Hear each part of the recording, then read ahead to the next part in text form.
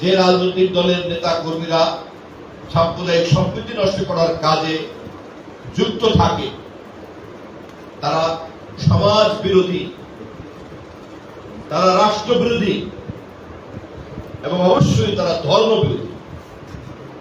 কারণ কোন ধর্মই অন্য ধর্মকে নিঃশেষ করার কথা বলে না। সব ধর্মেই মানুষের কথা বলে এবং সব মানুষেরই গায়ের রক্ত লাল, সব মানুষেরই একটা সাধারণ বৈশিষ্ট্যে তারা মানবীয় দুঃখ কষ্টের মধ্যে দিয়ে বড় হয়। অতএব আমাদের অন্যান্য যে সমস্ত চিন্তার পার্থক্য থাকুক, দলের পার্থক্য থাকুক, কিন্তু ধর্ম চর্চার ক্ষেত্রে, শান্তিপূর্ণ সহ অবস্থানের ক্ষেত্রে, সামাজিক শান্তি শৃঙ্খলা রক্ষার ক্ষেত্রে আমাদেরকে সাম্প্রদায়িক সম্প্রীতি বজায় রাখতে হবে। খেয়াল রাখতে হবে কেউ যেন পবিত্র মসজিদকে, পবিত্র মন্দিরকে, পবিত্র গির্জাকে কেউ যেন কোন রাজনৈতিক দলের হাতিয়ার করতে না পারে। এটা খুবই দুঃখজনক। পাক ভারত উপমহাদেশে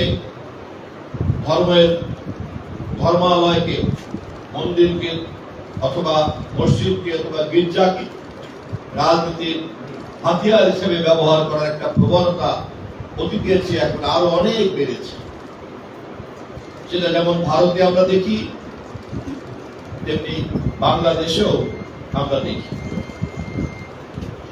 ভারতের সংখ্যালঘুষ্ঠ মুসলমানরা সেখানে যেমন অশান্তিতে আছে, তেমনি আমাদের দেশের সংখ্যালঘু ধর্ম সম্প্রদায়ের মানুষরাও একটা সামাজিক অনিরাপত্তায় ভোগে এবং কখনো কখনো অনেক দুর্ঘটনার মধ্যে পতিত হয়।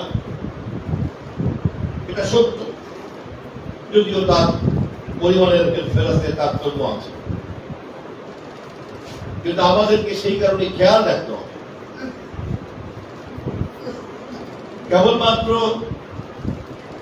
বিজেপির ভোট বাড়ানোর জন্য বাংলাদেশের হিন্দুদেরকে অত্যাচারের মধ্যে ফেলে দিতে হবে, সেই কারণে এইখানে ইসলামপন্থী জঙ্গি রাজনীতি তৈরি করতে হবে এবং বাংলাদেশের এই সাম্প্রদায়িক দাঙ্গার সুফল পাবে ওখানে বিজেপি ভোটে, অথবা ভারতে সংখ্যালঘু মুসলমানদের উপরে নির্যাতন করতে হবে এবং সেই মুসলমানদের নির্যাতনের হাহাকারের কান্নাকে পুঁজি করবে বাংলাদেশের ধর্মীয় মৌলবাদীরা। তা যদি হয় তাহলে বুঝতে হবে ভারতের হিন্দু ধর্ম মৌলবাদী আর বাংলাদেশের ইসলাম ধর্মের মৌলবাদীরা এক এবং একাকার। আমরা যারা ধর্ম পালন করি, আমরা যারা ধর্মে বিশ্বাস করি, সর্বশক্তি মানে বিশ্বাস করি, তারা এটাও বিশ্বাস করি যে সকলেই আল্লাহর সৃষ্টি, সকলেই ভগবানের সৃষ্টি। এবং আমাদের এই বিশ্বাসের মধ্যে যে পার্থক্য থাকুক, এটা তো আমাদের সকলের কাছে একটা গ্রহণযোগ্য বিশ্বাস এবং প্রমাণিত বিশ্বাস। অতএব আমাদেরকে শান্তিপূর্ণভাবে সহাবস্থান করতে হবে। এ ব্যাপারে কোনো বিভক্তি তৈরি করতে দেওয়া যাবে না। অতএব মন্দিরকে পুঁজি করে যারা সংঘাত তৈরি করতে চায়, মসজিদকে পুঁজি করে যারা সংঘাত তৈরি করতে চায়, গির্জাকে পুঁজি করে যারা সংঘাত করতে চায়, তারা মানবতার শত্রু, সমাজের শত্রু, রাষ্ট্রের শত্রু, আপনার শত্রু, আমার শত্রু। এক কথায় মসজিদ মন্দির হচ্ছে কেবলমাত্র সর্বশক্তিমানের, কোন রাজনৈতিক দলের নয়। হিন্দু ভাইরা যেমন মন্দির পাহারা দিবেন যাতে কোনো দল মন্দিরকে ব্যবহার করতে না পারে, গোপনে মণ্ডপে গিয়ে প্রতিমা ভেঙে সাম্প্রদায়িক দাঙ্গার নাটক তৈরি করতে না পারে, তেমনি মুসলমান সম্প্রদায়ের ধর্মপ্রাণ মানুষকেও খেয়াল রাখতে হবে মসজিদ হচ্ছে আল্লাহর ঘর, কোন রাজনৈতিক দলের ঘর নয়।